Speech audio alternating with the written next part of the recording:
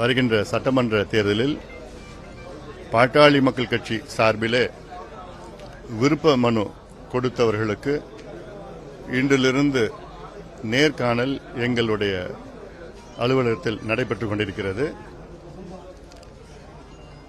தமிழ்நாடு முழுவதும் 234 சட்டமன்ற தொகுதிக்கும் நேர்காணல் இன்று காலை தொடங்கி அடுத்த 4 நாட்கள் நடைபெறும். இன்று காலை முதலமைச்சர் ஸ்டாலின் அவர்கள் தமிழ்நாட்டில் பெண்களுக்கு பாதுகாப்பு மாநிலமாக தமிழ்நாடு இருக்கிறது என்று ஒரு பொய்யை மீண்டும் மீண்டும் சொல்லியிருக்கின்றார். இன்று காலையும் சொல்லியிருக்கின்றார். இந்தியாவிலேயே அதிக குற்றங்கள், பெண்களுக்கு எதிரான குற்றங்கள், குறிப்பாக பெண் குழந்தைகளுக்கு எதிரான குற்றங்கள் தமிழ்நாட்டில் தான் நடக்கிறது. எத்தனையோ உதாரணங்கள் சொல்லலாம். அண்ணா பல்கலைக்கழகம் அந்த பெண்ணினுடைய சம்பவம். இது மட்டுமல்ல, கடந்த ஆண்டு தஞ்சாவூர் மாவட்டத்திலே ஒரு பெண், ராமேஸ்வரத்திலே ஒரு இளம் பெண் ஒரு பிரச்சனை. ஏன்னா அது உள்ள நான் போக விரும்பல. நான் கோயம்புத்தூர் விமான நிலையத்தில் அருகிலே ஒரு பெண்ணை 3 பேர் பாலியல் வன்கொடுமை செய்த சம்பவங்கள். கும்மிடிப்பூண்டி அருகில் அங்கே கிராமம் ஆரப்பாக்கம் கிராமத்திலே 8 வயது பெண் குழந்தை பாலியல் வன்கொடுமைகள். ராணிப்பேட்டை மாவட்டத்தில் இப்படி ஒவ்வொரு பகுதியிலும் பெண்கள் பாலியல் வன்கொடுமைகள், மோசமான சீர்நிலைகள். இதற்கு காரணம் தமிழ்நாடு கஞ்சா நாடாக மாறியிருக்கிறது. இந்தியாவிலே பஞ்சாப் மாநிலத்தில் தான் அதிகமாக போதைப் பொருட்கள் பயன்படுத்துகின்ற மாநிலமாக இருந்து இப்போ தமிழ்நாடு அதை முந்திக் கொண்டிருக்கிறது. நான் சொன்னது போன்று தமிழ்நாட்டில் உள்ள 12,600 ஊராட்சிகளில் தோராயமாக 43,000 கிராமங்கள் இருக்கிறது. இன்னைக்கு 43,000 கிராமத்திலும் போதைப் பொருட்கள் விற்றுக் கொண்டிருக்கின்றார்கள். அதுக்கு பழக்கத்திற்கு அடிமையாக இருக்கின்ற இந்த தலைமுறை நகரத்தில் சொல்லவே தேவையில்லை. தெரு தெருவா, வீதி வீதியா, பள்ளிக்கூடம், கல்லூரி வாசல்ல ganja, cocaine, heroin, LSD, amphetamine, methyl, fentanyl, என்னென்ன போதைப் பொருட்கள் உலகத்தில் இருக்கிறோ அத்தனையும் தமிழ்நாட்டில் விற்றுக் கொண்டிருக்கின்றார்கள். இது திமுகவுக்கு நல்லா தெரியும், முதலமைச்சருக்கும் தெரியும். எந்த நடவடிக்கையும் இல்லை. இப்படி ஒரு மோசமான சூழல். இதனால்தான் பெண்களுக்கு எதிரான குற்றங்கள் அதிகமாக இருக்கிறது. அண்ணா திமுக ஆட்சி காலத்தில் பெண்களுக்கு எதிரான குற்றங்கள் 4,300 2020-21. இன்னைக்கு பெண்களுக்கு எதிரான குற்றங்கள் 7,500 குற்றங்கள். இந்த 4 ஆண்டு காலத்தில் 217 பெண்களை கொலை செய்யப்பட்டிருக்கின்றார்கள் தமிழ்நாட்டில். இந்த 4 ஆண்டு காலத்தில் அதுல குழந்தைகள் 7 பேர் கொலை செய்யப்பட்டிருக்கிறார்கள். இது ஒரு ஆட்சியா?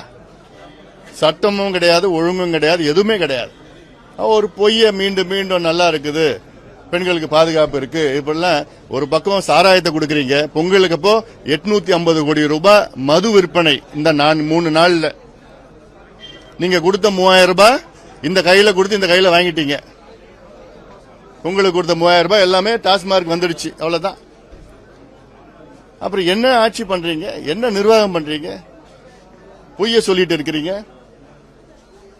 அதுவும் ஒரு பொய், சட்டமன்றத்துக்குள்ள ஒரு பொய். ஆளுநர் உரையில மிகப்பெரிய ஒரு பொய். ஆளுநர் உரைன்னா தமிழ்நாடு அரசு என்ன எழுதி கொடுக்குதோ அது ஆளுநர் படிக்கணும், அவ்வளவுதான். அதுல 12,16,000 கோடி ரூபாய் முதலீடு வந்துவிட்டதாக ஒரு பொய். தொழில் முதலீடு 34 லட்சம் பேருக்கு வேலை கிடைச்சதாக ஒரு பொய். இத பொய்யை தான் நான் ஒரு புத்தகமாக போட்டிருக்கேன். பொய்யான முதலீடு புத்தகம் போட்டிருக்கேன். உங்களுடைய அமைச்சரவை ஒப்புதல் கலந்த 4 ஆண்டு காலத்தில் 1,60,000 கோடி தான் ஒப்புதல் கொடுத்திருக்கீங்க. 1,60,000 கோடிக்கு ஒப்புதல் கொடுத்து எப்படி நீங்க 12 லட்சம் கோடிக்கு நீங்க முதலீடு வந்ததுன்னு நீங்க சொல்ல முடியும்? 1 லட்சம் கோடிக்கு குறைவாதான் முதலீடு வந்திருக்கு, தொழில் முதலீடு வந்திருக்கு 5 ஆண்டு காலத்தில்.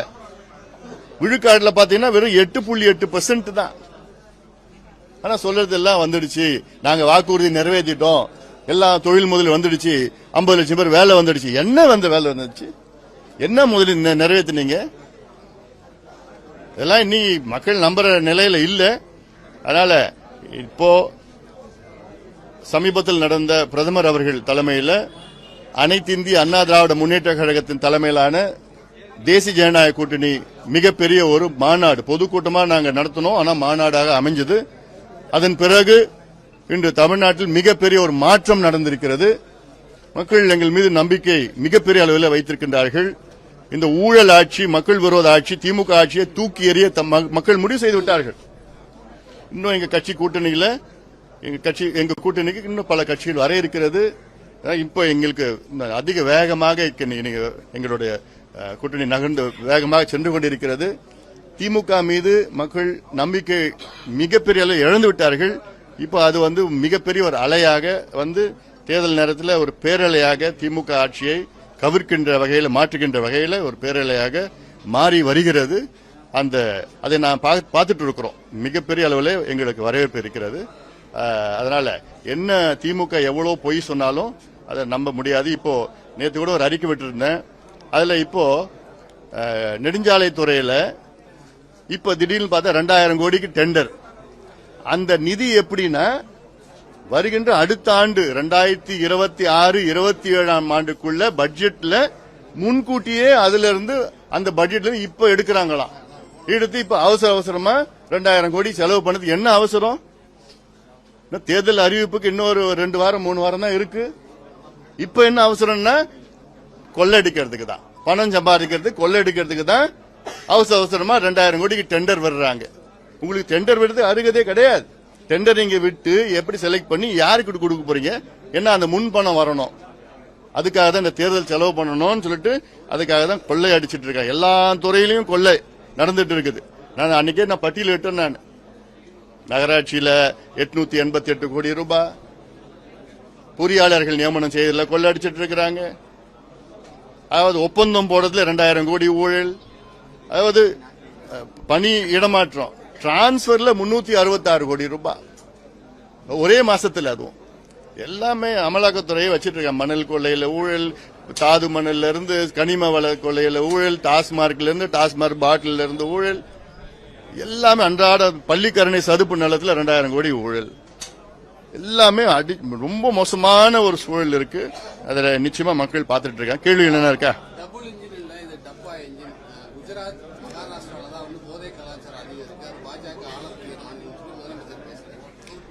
அதாவது நான் சொல்லிக்கிறேன், பஞ்சாபை மிஞ்சுகின்ற மாநிலம் தமிழ்நாடு. போதை கலாச்சாரம் இவ்வளவு உதாரணங்கள் நான் கொடுத்திருக்கிறேன்.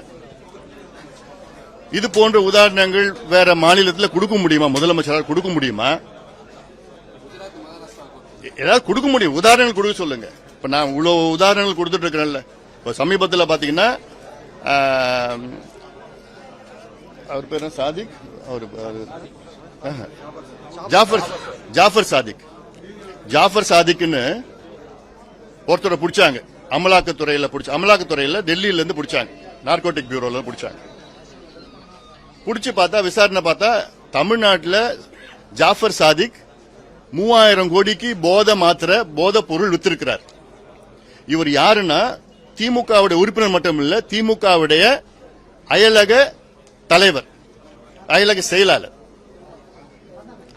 செயலாளர் இன்டர்நேஷனல் டிஎம்கே இன்டர்நேஷனல் விங் உடைய செக்ரட்டரி ஜாஃபர் சாதிக். இவர் எத்தனையோ சினிமா எடுத்திருக்கிறார், எத்தனையோ ஃபண்ட்ஸ் திமுக கொடுத்திருக்கிறார். இவர் தமிழ்நாட்டில் 3000 கோடி ரூபாய்க்கு போதை பொருள், போதை மாத்திரை வித்திருக்கிறார். இவரை பிடிச்சிருக்கிறார். இது போன்ற எவ்வளவு உதாரணங்கள் இருக்கு.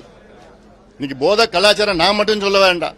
நீங்க ஊர்ல போய் கேளுங்க, ஆசிரியர்களை கேளுங்க, பள்ளிக்கூட ஆசிரியர்களை கேளுங்க, இந்த வார்த்தை கல்லூரி பேராசிரியர்களை கேளுங்க. பிள்ளைங்க போதையில வராங்க, என்ன நடக்குதுன்னே தெரியல, மோசமான கலாச்சாரம். ஆனா இது காவல்துறை முதலமைச்சர் ஸ்டாலின் கீழே இயங்கிட்டு இருக்குது. இவர் சும்மா பேருக்குன்னு அந்த மாநிலம் அந்த மாநிலம் பொய்ய சொல்லது இவருக்கு தானே எல்லாம் சொல்லிக் கொடுக்கணுமா என்ன? அதாவது கடந்த தேர்தலில் திமுக வெற்றி பெற்றதுக்கு காரணமே எதிர்க்கட்சி சிதறி கடந்த ஒரு சூழல். இன்னைக்கு எல்லாம் நாங்கெல்லாம் ஒன்னா வந்துட்டோம். இனி ஒன்னும் ஆக போறது கிடையாது. அதுக்காக திமுக ஆதரவுக்காக தான் மக்கள் ஓட்டு போடல. கடந்த தேர்தலில் எதிர்க்கட்சி சிதறி இருந்த சூழல்ல இன்னைக்கு எல்லாமே ஒன்னா சேர்ந்துட்டோம். அது இல்லாம திமுக 5 ஆண்டு காலம் ஒரு நரக ஆட்சி, மோசமான ஆட்சி, பெண்களுக்கு எதிரான போதைப் பொருட்கள் ஆட்சி, கஞ்சா ஆட்சி நடத்தி இருக்கிற திமுகவை மக்கள் தூக்கி எறிய முடிவு செஞ்சுட்டாங்க. எங்களுக்கு ஆதரவு மிகப்பெரிய அளவில் வந்துட்டு இருக்குது. அந்த பொறாமையில, அது மட்டும் இல்ல, அந்த பயத்துல பேச ஆரம்பிச்சுட்டா இன்னும் பேசுவார்.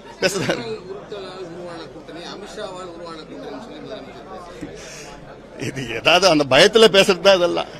இல்ல அதான் என்ன, எந்த மிரட்டல, எந்த உருட்டுல, நாங்க மனப்பூர்வமா இந்த கூட்டணி நாங்க சேர்ந்திருக்கிறோம்.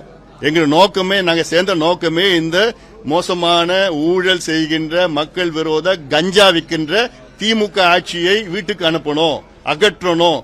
அந்த ஒற்றை கருத்துடன் தான் நாங்க சேர்ந்திருக்கோம் கூட்டணியில். இதுல யாரு மிரட்டல், யாரு உருட்டல்? ஆட்சியில பங்கு பெறுவோம் அப்படிங்கிற புத்தாண்டு வாழ்த்து செய்தியை சொல்லியிருந்தீங்க. அந்த நிலைப்பாடுல உறுதியா இருக்கீங்களா? கூட்டணி ஆட்சி அமையுமா? அதுக்கான சூழல் டிடிவி தினகரனும் அந்த கோட் பண்ணி பேசியிருக்காரு. இது அதிமுக தலைமையிலான கூட்டணி தமிழ்நாட்டில் இருக்கு. அதிமுக தலைமையிலான ஆட்சி நடக்கும். தேர்தலுக்கு பிறகு பார்த்துக்கலாம். தேர்தல் அறியக்கூடிய பணிகள் எப்படி இருக்கு சார்? எதை மையப்படுத்தி நல்ல வேகமா போயிட்டு இருக்குது. எங்களுக்குள்ள நல்ல ஒருங்கிணைப்பு இருக்கு. கூட்டணி கட்சிக்குள்ள நாங்கள் அன்றாடம் பேசிக்கிட்டு இருக்கிறோம். நல்ல ஒருங்கிணைப்பு இருக்கு, உற்சாகமா இருக்கு. எங்க தொண்டர்கள், அனைத்து கட்சி தொண்டர்களும் இன்னைக்கு நல்ல உற்சாகத்தோட இருக்கிறாங்க. சீக்கிரமா எங்க கூட்டணியை நாங்க முடிவு பண்ணிட்டோம். அதனால கீழே லெவல்ல, கிராஸ் ரூட் லெவல்ல, கிராம லெவல்ல எங்க கூட்டணி தொண்டர்கள் எல்லாமே அவ்வளவு சந்தோஷமா ஒருத்தருக்கு நல்ல புரிதல் வைத்துக்கிட்டு வேகமாக களத்துல இருக்கிறோம். திமுகல யாரும் கிடையாது, களத்துல இல்ல, யாருமே இல்ல. அங்க பயத்துல இருக்கிறாங்க. இப்ப நாங்க சேர்ந்ததும் இன்னும் பயம் வந்துடுச்சு. இன்னும் போக பாத்தீங்கன்னா நாங்க வேகமா போவோம், அவங்க ஸ்லோ ஆயிடுச்சு. நீங்க இதை அவரை கேட்கணும்.